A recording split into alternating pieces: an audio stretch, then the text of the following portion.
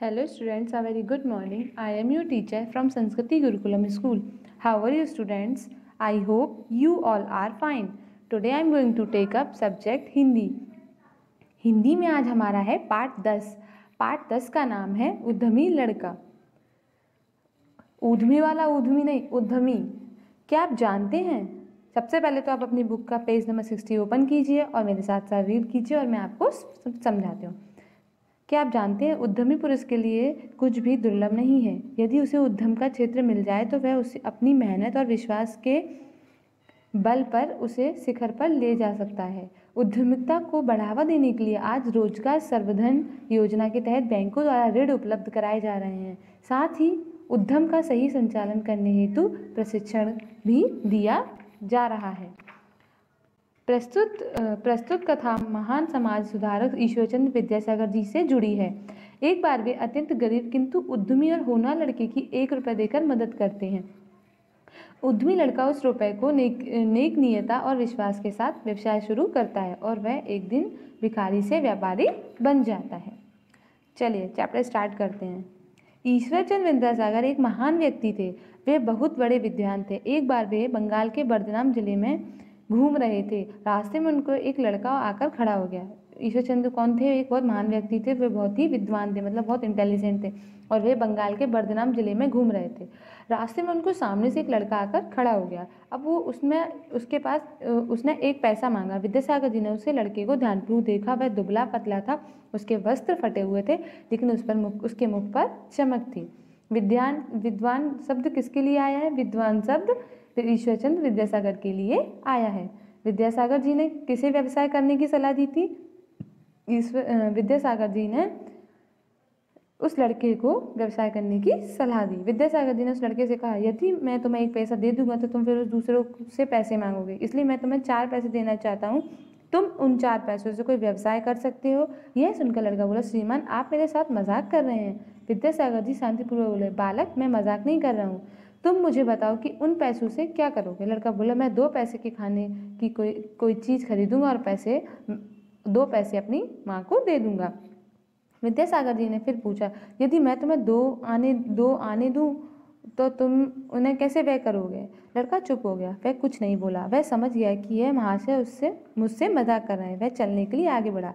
विद्यासागर जी ने स्नेहपूर्वक उस लड़के की बाह पकड़ी और पूछा, बेटे तुमने मुझे बताया नहीं कि 2 आने तुम किस प्रकार व्यय करोगे। मतलब उसने बोला कि अगर मैं आपको 2 रुपये दे रहा हूँ तो तुम वो 2 रुपये कैसे, मतलब उससे कैसे कमाओगे। तो विद्यासागर जी ने किसे व्यवसाय करने से, ये तो पता लड़के को।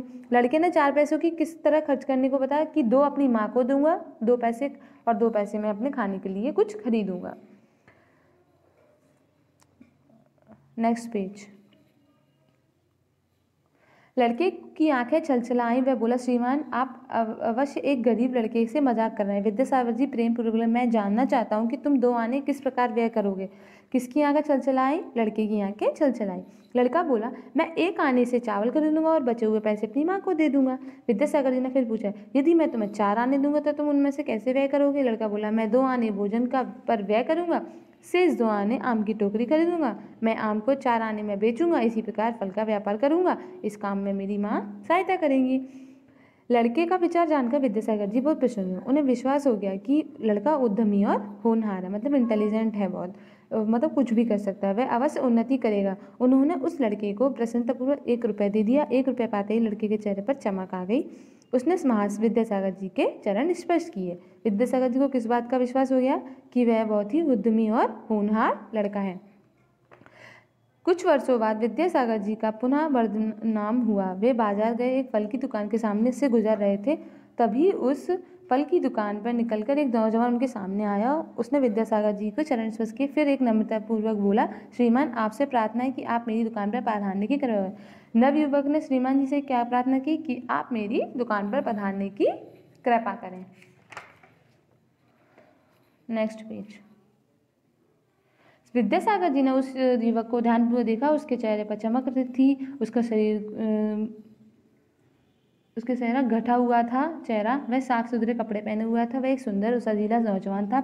विद्यासागर जी बोले, युवक मैंने तुम्हें पहचाना नहीं, तुम कौन हो? युवक की आंखें भर आईं। वह बोला, श्रीमान आज से 10 वर्ष पूर्व में आपने मेरी बड़ी सहायता की थी। आपने मुझे 1 रुपया दिया था, उस 1 रुपये ने मैंने फलों का व्यवसाय शुरू किया। धीरे धीरे मेरा व्यवसाय बढ़ता चला गया। आज मेरी यह फल की दुकान आपकी कृपा का ही फल है। यह उसी 1 रुपये का परिणाम है। आज मैं आपकी कृपा से ही अपने पैरों पर खड़ा हूँ। अतः श्रीमान कृपा पूर्वक आप मेरी दुकान पर चलिए। इतना कहकर वह युवक विद्यासागर जी को आदरपूर्वक अपनी दुकान पर ले गया। विद्यासागर जी उस युवक की दुकान पर गए। वे वहाँ से कुछ देर ठहरे। वे युवक की उन्नति देखकर अत्यंत प्रसन्न हुए। उन्होंने युवक को आशीर्वाद दिया, फिर हर्षपूर्वक वहाँ से विदा हुए। चैप्टर बहुत ही इंटरेस्टिंग है, आपको भी समझ में आया होगा इसमें क्या था।